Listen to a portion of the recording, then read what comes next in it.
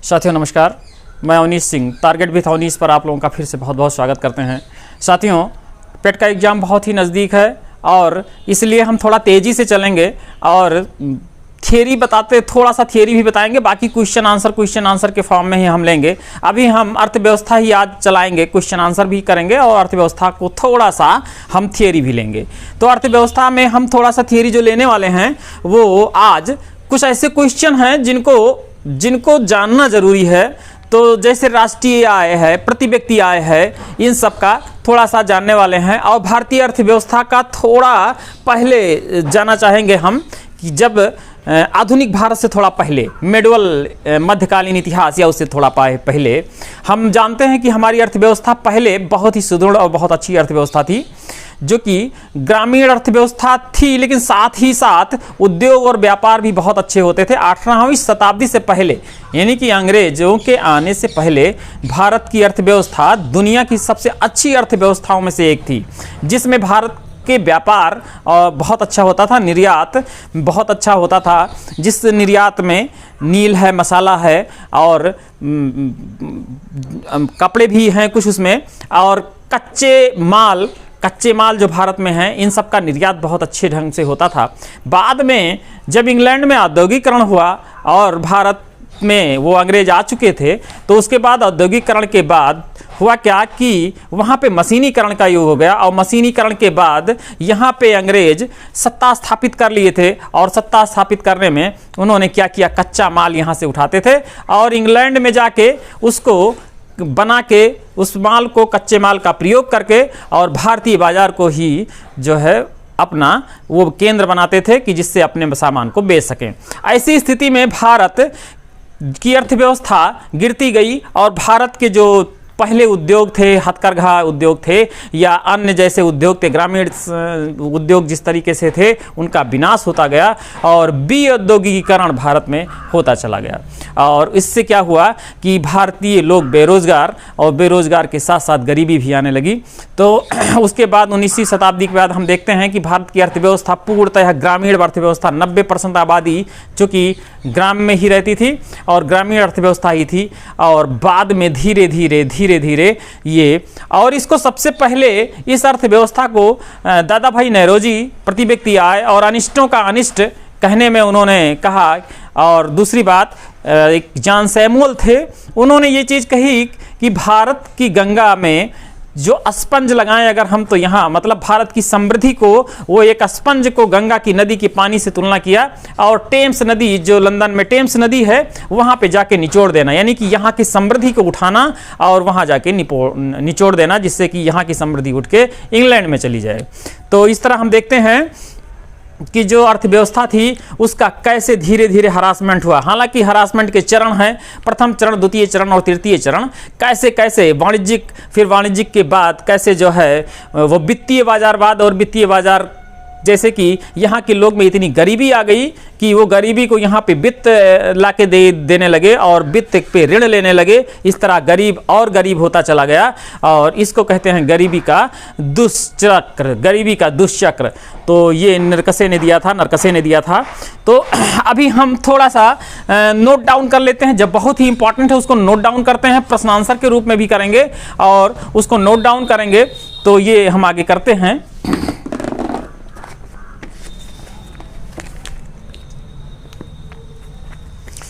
हम इसका टॉपिक दे देते हैं, भारतीय अर्थव्यवस्था के महत्वपूर्ण आयाम।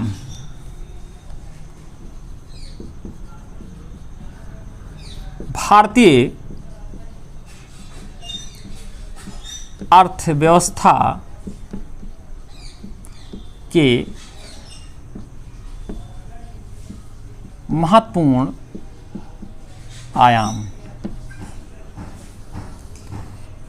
इसको पढ़ने के बाद साथियों हम केवल पढ़ेंगे निर्धनता और गरीबी, और उस निर्धनता और गरीबी पढ़ने के बाद हम बैंकिंग सिस्टम, भारत का मौद्रिक नीति पढ़ने के बाद हम इकोनॉमी को बंद करेंगे और बहुत ही जो महत्वपूर्ण इकोनॉमी के सवाल होंगे उसको हम करेंगे।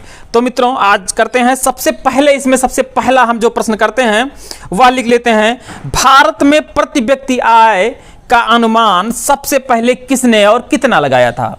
भारत में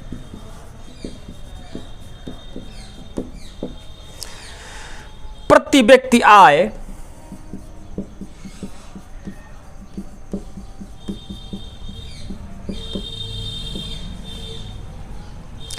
कितना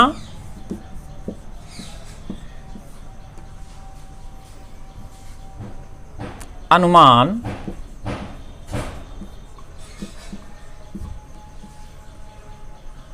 किसने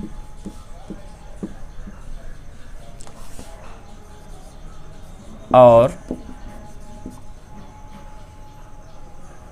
भारत में प्रति व्यक्ति आय कितना अनुमान और किसने लगाया था, और किसने लगाया था। तो इसका उत्तर हो जाएगा दादा भाई नेरोजी। दादा भाई नेरोजी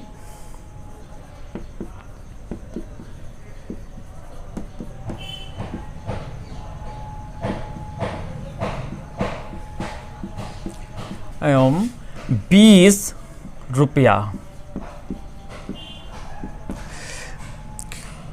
प्रति वर्ष। ये 1867 की बात है, 1867 की बात है। यह भी अलग से प्रश्न बन सकता है। इसमें 3 प्रश्न छुपा हुआ है कि किसने सबसे पहले प्रति व्यक्ति आय का अनुमान लगाया था, दादा भाई नेरोजी, और वह व्यक्ति प्रति व्यक्ति आय देने वाला सबसे पहले, और कितना, तो कितने में 20 रुपया प्रति वर्ष। और एक प्रश्न और आता है कि किस वर्ष जो है ये किया गया था, तो 1867 और 1868 में। फिर हम थोड़ा सा और इसमें आगे बढ़ लेते हैं। भारत में दूसरा प्रश्न देख लेते हैं। भारत में प्रति व्यक्ति आय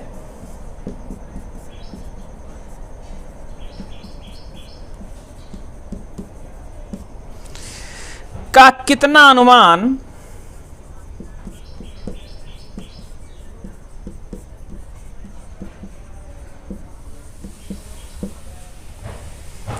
लॉर्ड कर्जन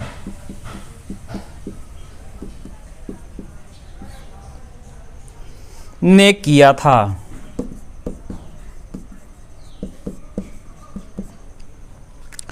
तो इसका उत्तर हम देखते हैं। 30 रुपया इन्होंने अनुमान लगाया था, 30 रुपया प्रति वर्ष लगाया था। और यह 1901 में इन्होंने 30 रुपया का अनुमान लगाया था। एक प्रश्न हम और करते हैं, इसी थोड़ा सा हटके है लेकिन एग्जाम में बहुत आता है। डाकू राज्य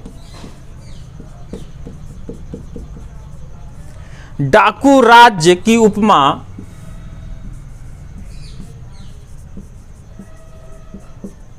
डाकू राज्य की उपमा किस कालखंड को प्रदान की गई? किस कालखंड को प्रदान की गई?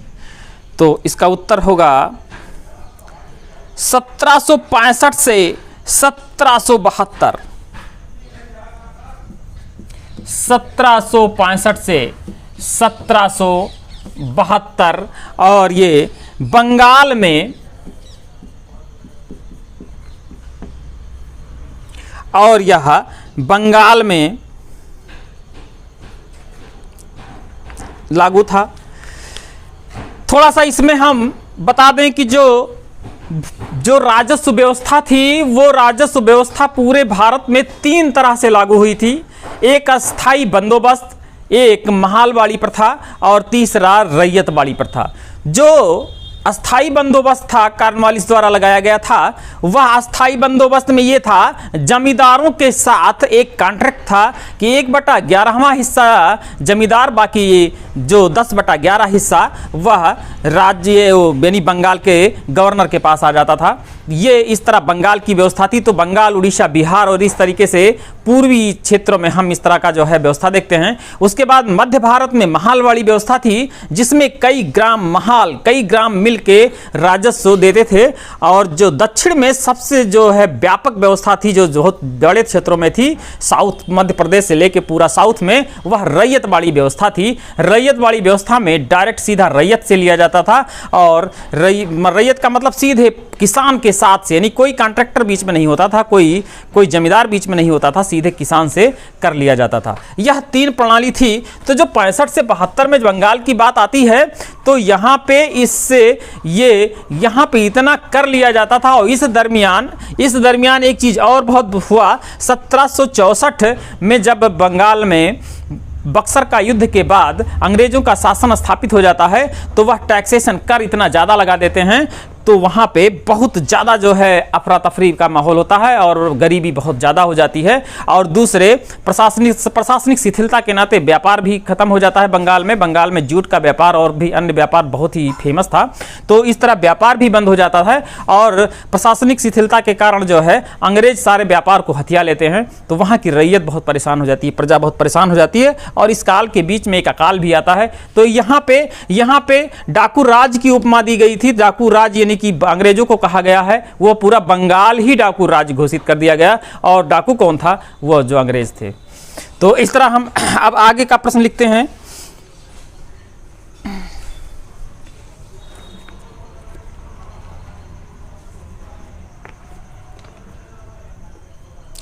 औपनिवेशिक शासन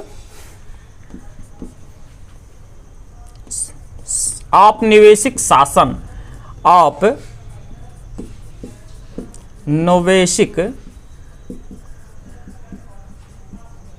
शासन के दौरान राष्ट्रीय आय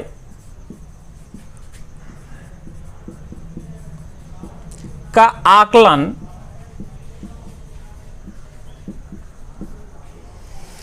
करने वाला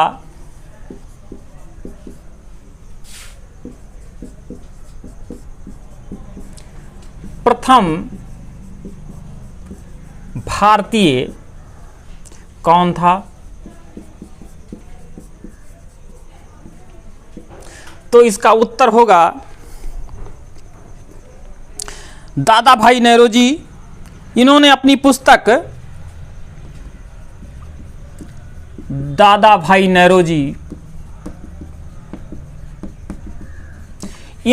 पुस्तक the British rule the poverty of British rule, the poverty मतलब गरीबी, the poverty and un British rule of India.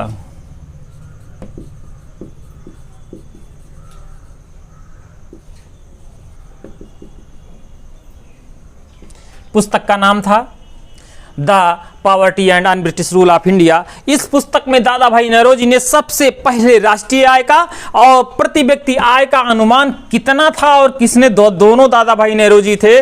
तो राष्ट्रीय आय और प्रति व्यक्ति आय दोनों प्रश्न हमने दे दिया है, दोनों प्रश्न हमने बता दिया है, कंफ्यूजन ना हो दोनों प्रश्न। और यह the poverty of un British rule जो इनकी किताब थी वहां पे जो है ये दिया गया। अब इसको एक स्क्रीनशॉट ले लीजिए, उसके बाद हम इसको मिटा देते हैं।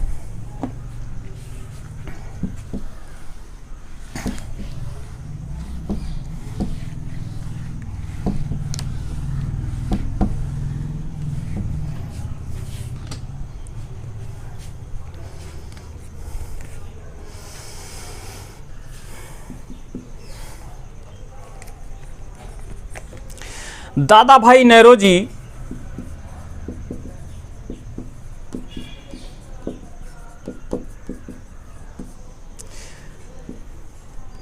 ने धन निष्कासन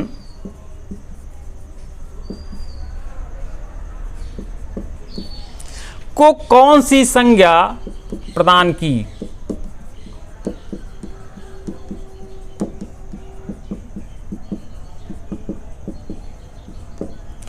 तो इसका उत्तर होगा अनिष्टों का अनिष्ट।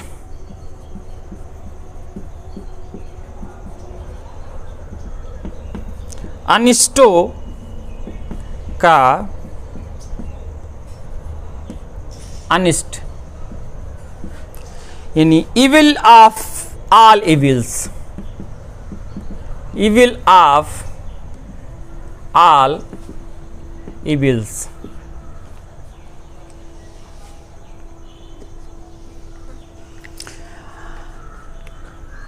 और एक चीज हम बता दिए, विश्व में सबसे पहला औद्योगिक क्रांति इंग्लैंड में हुआ था, ये मतलब जान लीजिए।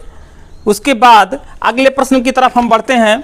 उससे पहले थोड़ा सा हम एक सारणी देना चाहेंगे, वह बहुत ही महत्वपूर्ण और बहुत ही इंपॉर्टेंट सारणी है, और यहाँ से भी एग्जाम में ये जितना भी सवाल लिखे हैं ये एग्जाम के दृष्टिकोण से बहुत ही महत्वपूर्ण है। और जो सारणी देने जा रहे हैं उसमें से एक प्रश्न, दो प्रश्न तो सारणी से ही आ जाता है।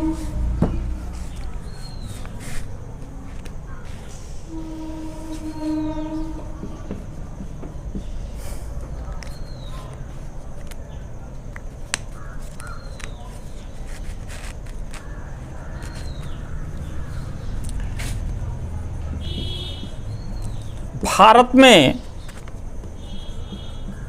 सर्वप्रथम उद्योगों की स्थापना,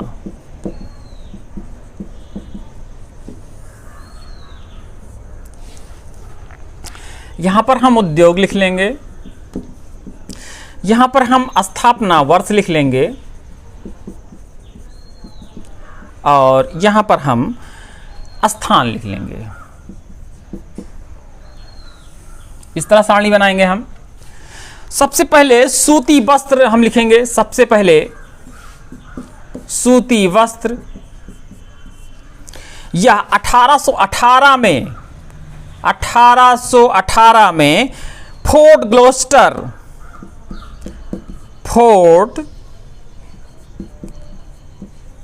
ग्लोस्टर, यह कलकत्ता में पड़ता है। और उसके बाद यह बहुत इंपॉर्टेंट है, सूती वस्त्र 1818 फोर्ट ग्लॉस्टर, और यह कलकत्ता में पड़ता है, बहुत ही इंपॉर्टेंट है। उसके बाद दूसरा हम देख लेते हैं कागज। ये 1832, ये है श्रीरामपुर,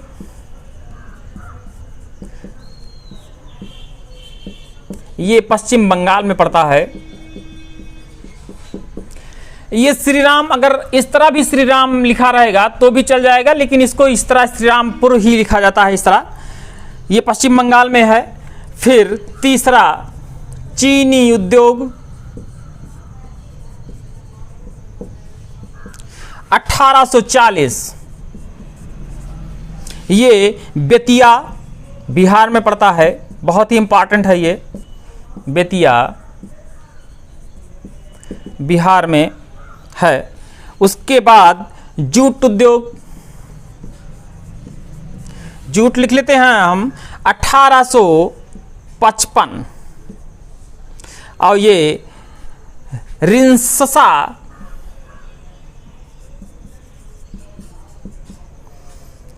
पश्चिम बंगाल,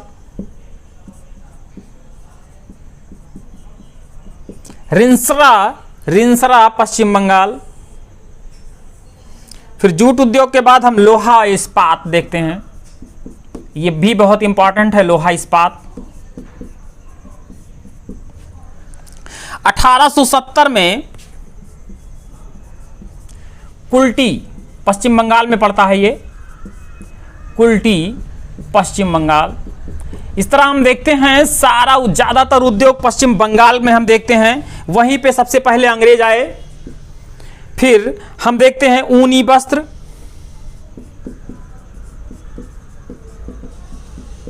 सबसे पहला ऊनी वस्त्र 1876 में, और ये कानपुर में स्थापित हुआ। फिर हम सीमेंट लिख लेते हैं,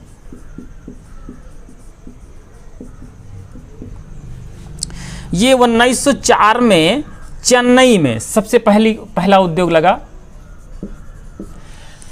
ये सारणी आप नोट डाउन कर लीजिए, बहुत ही इंपॉर्टेंट है। सूती वस्त्र 1818 में पोर्ट प्लास्टर स्थान था और कलकत्ता में। उसके बाद कागज उद्योग 1832 में श्रीरामपुर। ये दोनों एग्जाम में बहुत लगातार आया है। और चीनी उद्योग बेतिया बिहार में, ये भी लगातार एग्जाम में आया हुआ है। और जूट उद्योग हमें पश्चिम बंगाल पहले से ही पता है, लेकिन रेंसरा ये आप ध्यान में रखिएगा। और लोहा इस्पात जो है कुल्टी पश्चिम बंगाल में, और ऊनी वस्त्र ये कानपुर में, और सीमेंट उद्योग चेन्नई में। तो यहाँ पे हम देखिए भारत के सर्वप्रथम उद्योग की जो स्थापना हुई है, ये बहुत ही इंपॉर्टेंट है, इंपॉर्टेंट ही हमने लिखाया है। और ये इससे ज़्यादा, इसमें से लोहा तक 1 2 3 4 5 लोहा तक बहुत ही इंपॉर्टेंट है। सूती वस्त्र 1898 में फोर्ट प्लास्टर, कागज 1832 श्रीरामपुर, और चीनी उद्योग 1840 बेतिया, और जूट उद्योग 1855 जो है रिंसरा, और ये पड़ता है पश्चिम बंगाल में। और लोहा इस्पात जो है कुल्टी में पश्चिम बंगाल में पड़ता है। तो ये हम स्क्रीनशॉट ले लीजिए, इसको मिटा दें और फिर आगे से हम क्वेश्चन कराएं।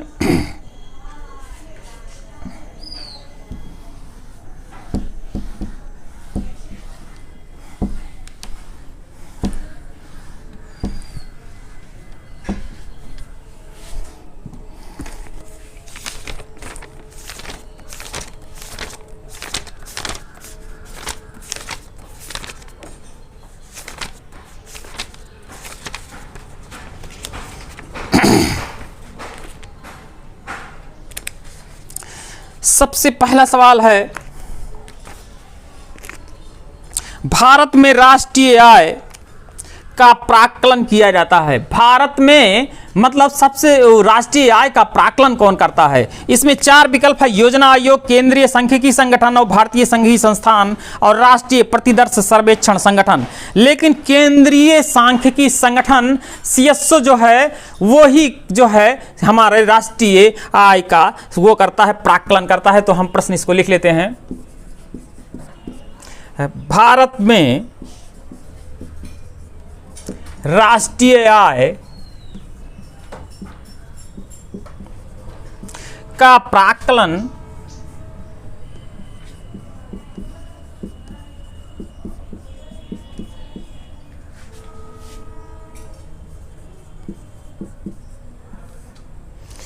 किया जाता है।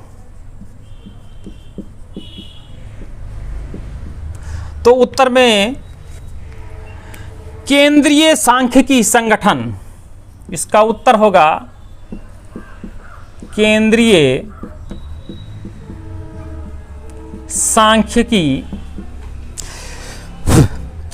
सांख्यिकी संगठन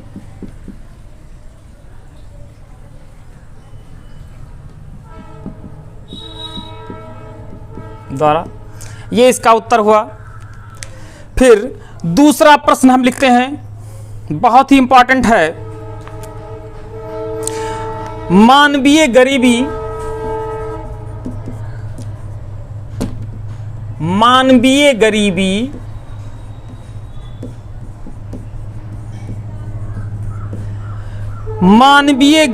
सूचकांक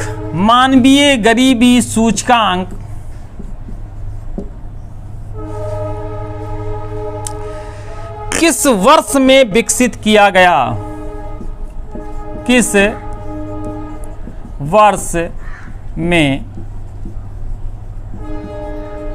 विकसित किया गया?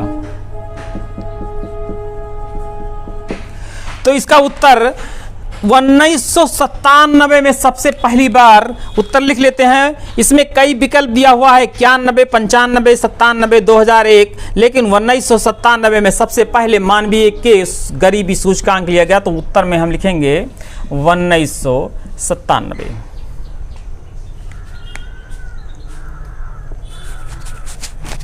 फिर अगला प्रश्न हम लिखते हैं,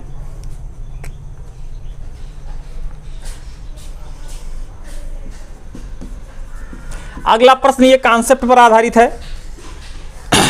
आर्थिक नियोजन के युग में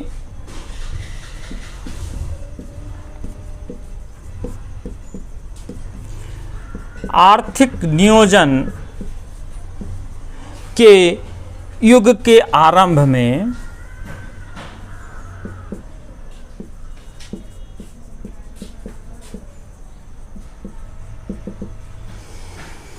भारत की सकल राष्ट्रीय आय,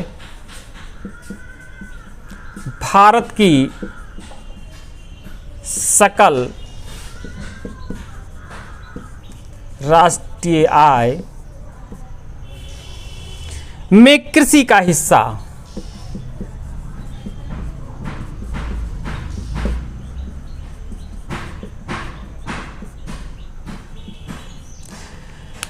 इसमें ये बताना है, इसमें 4 विकल्प है। निरंतर कम होता रहा है, कम होता रहा है, निरंतर बढ़ता हुआ है, पहले बढ़कर फिर घट गया है, या पहले से कमजोर होके फिर बढ़ गया है।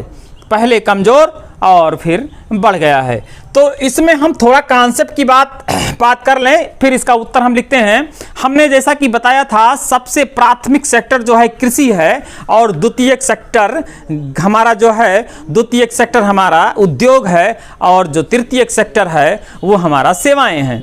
तो जैसे जैसे देश विकासशील से और विकास करता हुआ जा रहा है विकसित की तरफ, वैसे वैसे हमारा जो सेवाएं हैं, सेवा क्षेत्र बढ़ेगा, कृषि क्षेत्र घटेगा और उद्योग बढ़ेगा, और बढ़ने के क्रम में कृषि घटेगा और फिर उद्योग बढ़ेगा, सबसे ज़्यादा सेवाएं। इस तरह सबसे ज़्यादा इस तरह जो बढ़ा हुआ है, जो हमें सकल घरेलू उत्पाद या राष्ट्रीय आय, भारत की सकल राष्ट्रीय आय जो सबसे ज़्यादा हमको मिलता है, वो इस समय सेवाओं से हमको मिलता है, और दूसरे स्थान पे उद्योग है, और तृतीय स्थान पे कृषि है। तो हम प्रश्न के हिसाब से देखें, आर्थिक नियोजन के युग के आरंभ में भारत की सकल आय में कृषि का हिस्सा, तो कृषि का आय जो हम विकल्प के हिसाब से देखें तो निरंतर कम होता जा रहा है। तो हम उत्तर में लिखेंगे निरंतर कम होता रहा है, कम होता रहा, निरंतर कम होता रहा। क्योंकि मैंने बताया कि पहले कृषि पे सबसे ज़्यादा डिपेंडेंसी थी और कृषि सबसे ज़्यादा वो था। उसके बाद जैसे जैसे उद्योग बढ़े तो उद्योग पे हम आए, और उद्योग के बाद सेवाओं की तरफ ज़्यादा बढ़े। तो आज जो हमारा 3 सेक्टर है, प्राथमिक, द्वितीयक और तृतीयक, तो आज सबसे ज़्यादा तृतीयक सेक्टर हमारे राष्ट्रीय आय में सहयोग करता है, और फिर द्वितीयक स्तर पर और फिर प्राथमिक स्तर पर। तो ये निरंतर क्या है, घटता जा रहा है इसका, किसमें, राष्ट्रीय आय में कृषि का हिस्सा। तो इस तरह अब हम अगले प्रश्न पे चलेंगे।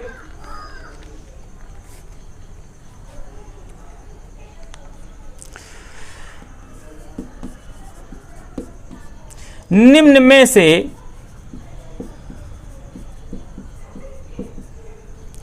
किस राज्य में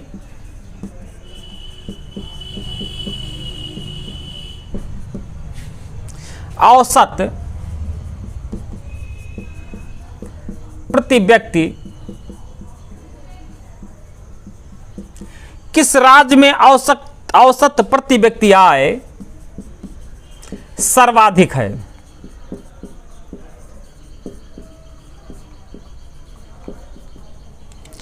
तो इसमें हम देखेंगे, इसमें 4 विकल्प दिया हुआ है, दिल्ली, गोवा, चंडीगढ़ और पंजाब।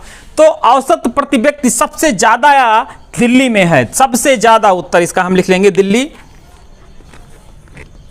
इसका हम अलग से सारणी भी बनवा देंगे, लेकिन अभी फिलहाल जो प्रश्न है, निम्न में से किस राज्य की औसत प्रति व्यक्ति आय सर्वाधिक है, तो वह है दिल्ली।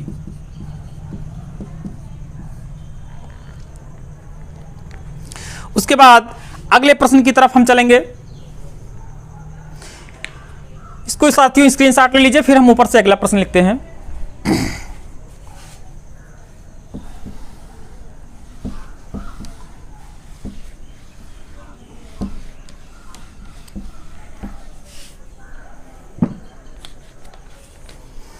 अगला प्रश्न है, वो पिछले प्रश्न से मिलता जुलता है, लेकिन रिवीजन एक बार हो जाएगा।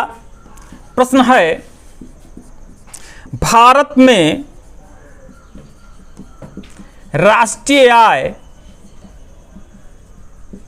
भारत में राष्ट्रीय आय का आकलन कौन करता है?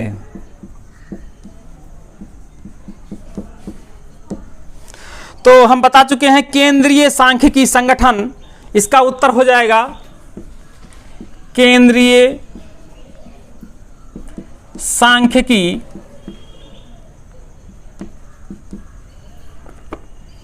संगठन।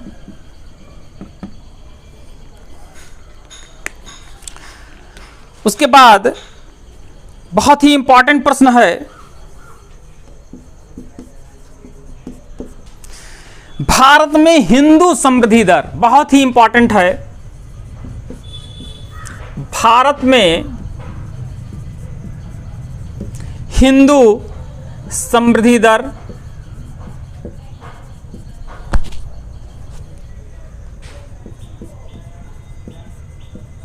निम्नलिखित में से किससे संबंधित है?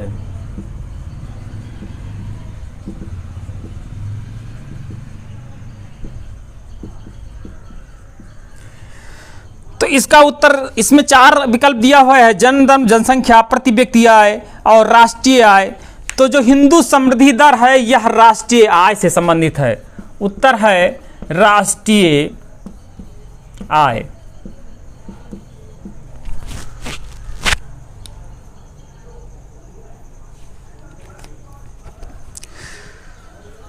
फिर अगला प्रश्न बहुत ही इंपॉर्टेंट है, ये एग्जाम में बहुत बार आ चुका है।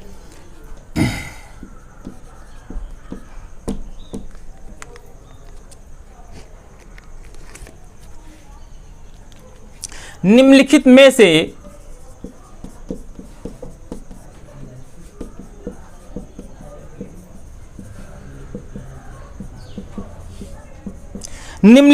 से किसने सकल राष्ट्रीय सुख को प्रगति का सूचक चुना है? तो इसका उत्तर होगा भूटान। बहुत इंपॉर्टेंट है, ये आप लोग सुने भी हों शायद। और इसको अगर राष्ट्रीय सुख को लिखा है, अगर यहाँ पे राष्ट्रीय खुशहाली, तब भी आंसर भूटान होगा।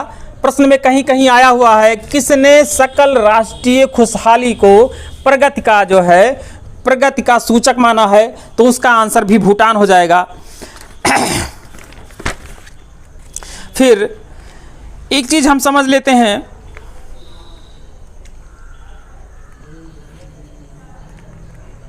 बहुत ही इंपॉर्टेंट है, निम्नलिखित में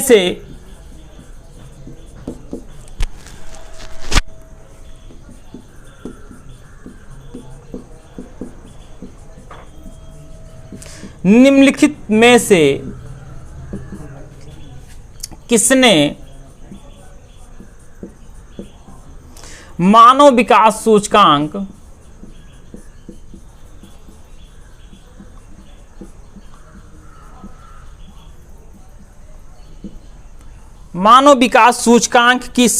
की संकल्पना को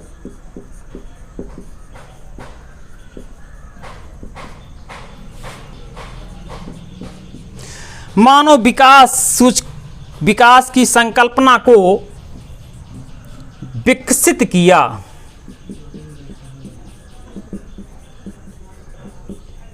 बहुत ही इंपॉर्टेंट प्रश्न है ये। इसमें 4 विकल्प दिया हुआ है, अमर्त्य सेन, एम.एस. कादिर, अल्बो मिर्डल और महबूबुल हक। तो इसका आंसर है महबूबुल हक।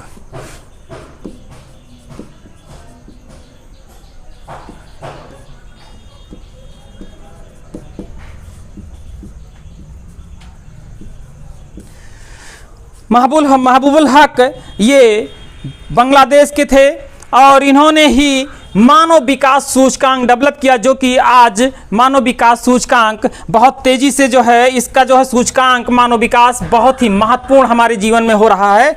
और एक प्रश्न का हम बात कर लेते हैं बस, और हम इसको प्रश्न अगले जो है वीडियो में देंगे। बंद अर्थव्यवस्था आया हुआ है, हम ऐसे बात कर लेते हैं। बंद अर्थव्यवस्था से आप क्या समझते हैं? बंद अर्थव्यवस्था वह अर्थव्यवस्था होती है कि जिसमें आयात और निर्यात दोनों ही स्थिर हो जाते हैं या नहीं होते हैं, उसे बंद अर्थव्यवस्था कहा जाता है। कि वह एक सीमित क्षेत्र में ही अर्थव्यवस्था बंद रहती है, यानी कि वही मान लीजिए कोई ग्रामीण व्यवस्था है और विनिमय के साधन से कुछ अदला बदली हो जाए तो वह बंद अर्थव्यवस्था का उदाहरण अच्छा हो सकता है। यानी कि ना उस जगह से कोई चीज आयात होगा, बाहर से एक चीज मंगाई जाएगी, और ना वह क्षेत्र से कोई चीज बाहर को भेजी जाती है। ऐसी अर्थव्यवस्था को बंद अर्थव्यवस्था या क्लोज इकोनॉमी कहा जाता है। तो साथियों, अगला अभी कुछ टॉपिक इसमें बचा हुआ है। अभी जीएसटी बचा हुआ है, बैंक दर बचा हुआ है, बैंकिंग मौद्रिक प्रणाली बैंक जो है, और कुछ और इंपॉर्टेंट चीजें करा के, और क्वेश्चन हम सारा कराएंगे। क्वेश्चन कराने के बाद इकोनॉमी खत्म करके फिर हम पॉलिटी की तरफ आएंगे, और समसामयिकी का हम बहुत जल्दी लोड करने वाले हैं साथियों। और तो हम अगले वीडियो में आपसे मिलते हैं। नमस्कार, जय हिंद। और साथियों, सब्सक्राइब जरूर कर दीजिएगा साथियों देख के, और शेयर और जो है लाइक भी कर दीजिएगा साथियों। आपसे हम बराबर इस बात को कहते हैं। तो साथियों, नमस्कार, जय हिंद।